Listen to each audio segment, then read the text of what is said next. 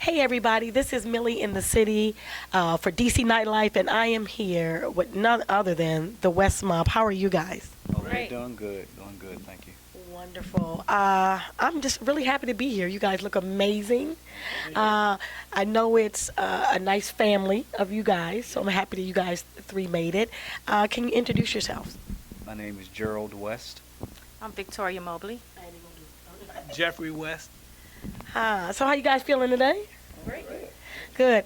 I want to just talk about when I know about the research. I know about the things that I've thought about asking you guys. I want to start off with mass extinction. Like, how did you guys start that? Well, we started back in the alley, just performing. 8 brothers and myself. We started in church pretty much as kids, and we just established ourselves from there. So I know one of my questions was, is the go-go, is the music in your soul? Is it in your blood?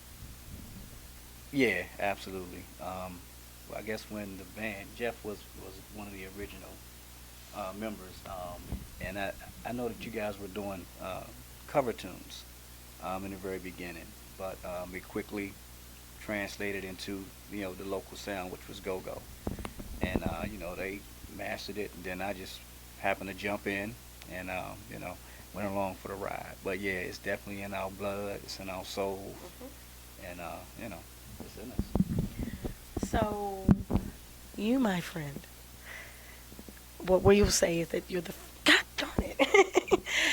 You are the first lady of go-go. How does that feel? You're in an all-male band, although family. How do you feel about that?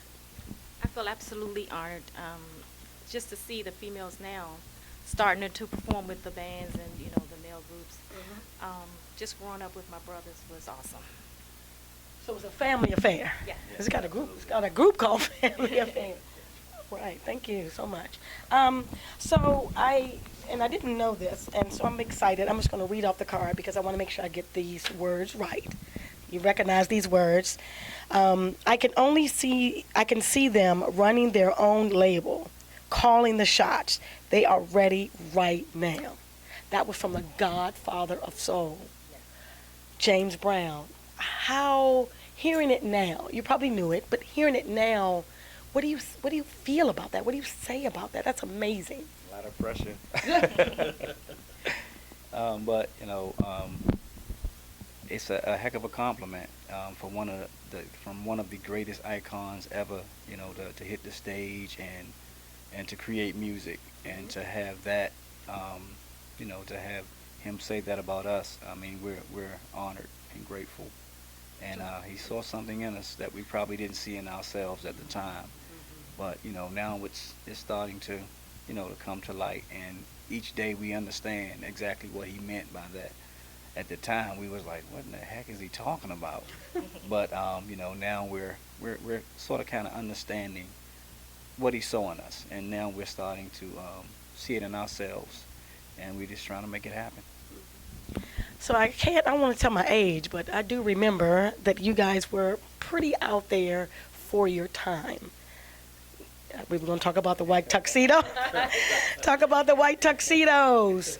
Why was it so important you guys felt that you had to be different? Because now you can understand why James Brown said that. Why was it so important? What was important to be different because everybody was doing the same thing. And, by us being brought up in the church and family-based, we wanted to be different anyway, We didn't get out and do a lot with the go-go bands in the beginning, but because we were so different, we stood out, and people had no choice but to accept us. Right. It could be like 90 degrees with the white tuxedos on. And across the park, we 90 plus degrees, and our manager at the time said, okay, let's do the white tuxedos. We looked at it, really? Tuxedos? But now we understand. She wanted us to be different and stand out, and we're talking about it 30 years later, so so it definitely made an impact on a lot of people, I'm sure. Although I knew this, even on the internet, and when I did my research, because the internet is out now, it's much respect for what you guys did before. You playing hour and a half, 2 hour shows. Not only in the white tuxedos, but you basically were the only ones doing that. People are getting on off stage about an hour. They done. They got an hour worth of material, or they won't even have that. They do other people's songs, and you guys, y'all 2 hours in the heat. Y'all just playing. We just love music, and back about us being family. Back then we were inspired by the Temptations and the Jackson 5 and the Silvers, and we just wanted to be like them. We just wanted the West family to be as big as they were. So we didn't care. We just wanted to play and make music, and the fact that we were doing it together, that sort of kept us going. A little harder and longer than most groups would. So yeah. Yeah. So I know that right after James Brown said those amazing words, West Mob Entertainment grew. What does West Mob Entertainment consist of now? What exactly can you tell me about it? Well, yeah. Okay. Well, West Mob Entertainment. Okay. Well, right now we're just basically the family. We're working together to do more things. I mean, yes, we do music. Yes, we can also run businesses, and that's what West Mob Entertainment is starting. We're producers, we're musicians, we do videos, we do everything, and anything that's music related, we're going to do it. Production. Like West Mania. That's what it is. West Mania. I need That's a what shirt. it is. I need a shirt. It's West Mania. And so I understand the concept of family. I completely understand it. My children work for me. I do that on purpose. Why was it so important to make sure you kept the family together? We had no choice. Did Mama say? Jackie? Yeah, Mama say we do, and my grandmother, she was the rock. Okay. She's no longer with us, but it was instilled in us, a long time ago, that a family that prays together stays together, and we held on to those morals, even now, as old as Jeff is now. I'm saying he's had them longer than me, so. So your children also is part of the business. Do they have to be, or if they want to be? Well, they're going to be. See, that's what I They're said. going to be. I love that. So one of the other questions I had was, hey, so what does the West Mob have coming up? I know you have a couple things in October and things of that nature, but you guys have something really huge coming up soon, right? We have the video shoot for the two-step, October 22nd, featuring Lisa Ray McCoy. We have the huge Black Caucus event November the 12th at the Camelot. And January the 7th, we're going to be at Constitution Hall. March 3rd and 4th, we'll be at Constitution Hall with Frankie Beverly and Mays.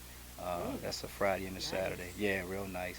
And then in November, we're back in the studio, completing a single that we're doing with Eddie Levert, Keith Sweat, Johnny Gill, and Walter Williams of the OJs. And that's a single that we wrote, created, called Take It Back. Okay. And it's taking the music back to where it used to be. And it's called Take It Back, Make It Funky Like It Used to Be. Okay. So we're really looking forward to that. Yeah, so that'll be out in January 2017.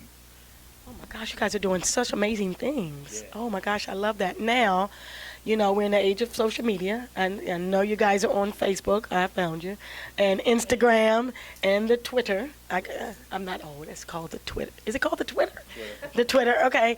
Where can we find you guys?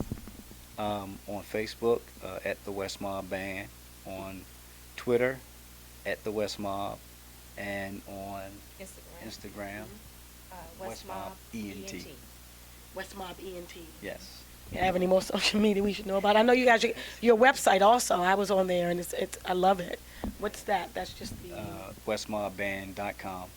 .com. Thank you so much. I appreciate you guys being here with me. Thank you so much for sharing that with me. I was one of the young ladies with all of my friends, and we perfected the happy feet, because this is what you're known for. And we were excited. What I didn't know is you traveled to Europe and different countries. How was that? It was exciting. It was really exciting. It was new for us. I mean, we were a lot younger at the time, and it was just exciting. It was a real exciting time. Happy Feet was #1 in the UK for 6 weeks, so that was huge, and sort of unheard of for a local group coming out of DC at the time. And actually, that really started the whole movement with the Good to Go movie. A lot of people don't know that Happy Feet was the springboard for that movie, even though we wasn't in it because of contracts and situations and issues. But we were the group that really brought the attention from Allen Records. Allen Records came here because Happy Feet, and it started a whole another national movement. And we really wasn't a part of that. But a lot of people don't know we were one of the main groups to trigger that. It's actually icebreakers. Yeah. To actually, but because we wasn't part of that, we still supported the other groups Right. that did do the movie, and it was we wasn't upset by it, but we did do give the support. Right, and of course there was the Penguins that did the Happy Feet, and it was actually a national phenomenon. So my first thought was, oh, they got that from Man 16th. They got that from you guys, and maybe that was my thought. Maybe that wasn't someone else's thought, but that's what I thought. And the Penguins, and so I'm just like, did that do anything? Do you feel like to get more people to recognize your music, or how do you feel about that? I think it happened just exactly like you said it. You couldn't help but to think of Mass Extinction and the dance when the actual movie came out. And when I mentioned that to my daughter, she laughed at me because she was like, My kids yeah, laugh really, at Dad? What are you talking My about? kids laugh at me too all the time. But I think people of our generation, you can't help but to think about it. Actually, when I went and saw the movie, I was actually waiting for the song to play, hoping I can get some royalties or Roll the something. light. Like, oh, there it is. But of course it never happened. But yeah, I think everybody thought about it. Yeah, I thought of it. I mean, and I also, sad, but I did think about when I was out front on Hill Road. I know you know where that is. Doing the Happy Feet, I thought about the correlation between that, and I was happy and then I was sad because Lynn Bias passed away. And then I think you and I discussed that, was it just a few days later when it went Maybe on a day or two, 95.5? Yeah. It premiered on 95.5, and that was right around the time when Lynn Bias had passed away. So yeah, it was it. I don't know the exact day, but it had to be at least within a day or two within the premiere of Happy Feet. So it was definitely around that time, a happy time, but a sad time for everybody in the area. That was Happy Feet and the crying at the same time. So I was next. Yeah, great, wonderful. So we know that you guys are doing the two-step. It's a song, it's a movement now. One, how did you come up with this song and at this time? And is it in a movement that you feel like is quite important right now? Well, I think, it came about, it stemmed from the whole history of Mass Extinction and the New JBs. We wanted to do another Happy Feet, but we wanted to do a Happy Feet for our generation, the grown and sexy as they call it today. And, two-stepping, everybody's line dancing, so we wanted to create a line dance song line dance movement, that we can invite people back into our music, and not just a local thing. We really want to take this thing national. And but that's how it came about. We just decided, okay, let's do another Happy Feet. Right. So I feel like now that I've saw the song and I've saw the line dancers performing it, now I'm feeling like this is maybe a community effort to bring the world back together. Do you feel that way? Yeah, I do. I feel like once the video comes out on October 22nd, we actually do the video. I think people are going to accept us back, and remind them of the Happy Feet. And I really think that it's going to be a good deal, and I want everybody to come out and enjoy. So the state of affairs today, I think it's really important, especially with everything that's going on. Do you also feel like this could be more of a positive movement towards that, such negativity right now? Definitely, because what we're trying to do, we're trying to bring back, um, we're bringing it back to where it used to be when we would go to dances and everybody could participate, or you go to the community block parties or things of that nature. I mean, even back to the days of the showmobile when everybody would come out and then participate. So, we're creating the movement, a dance. You have a line dance and everybody in the community is doing it. Young kids, old kids, people our age. Yeah. And I mean, just one thing that, leads to another. Once you get people working, involved into it, and once they learn it, it'll be around forever. I love that.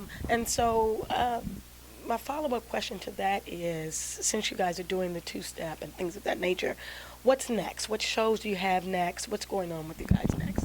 Well, actually, we have the November. Well, actually, the video shoot is October 22nd. Okay. That's going to be at Bethesda Jazz and Blues, and the video is going to feature Lisa Ray McCoy. You might know her as Diamond from Players Club. Everybody knows her. I'm going to get my white together. All white Immediately. video shoot. Yes, and and November the 12th, we're doing the Black Caucus event at the Camelot. January the 7th, Constitution Hall. March the 4th, back at the Constitution Hall with Frankie Beverly and Mays. So we're sort of transferring, to the big stages with the national acts, and two-step is really pushing us towards that. Okay. I appreciate you guys taking the time to come in and speak with me today. Very excited to meet you guys. Probably going to do the happy feet at home in the basement. I really do appreciate you guys. Thank you so much for speaking with me today. Hey, this is Millie in the City with DC Nightlife, and I'm out.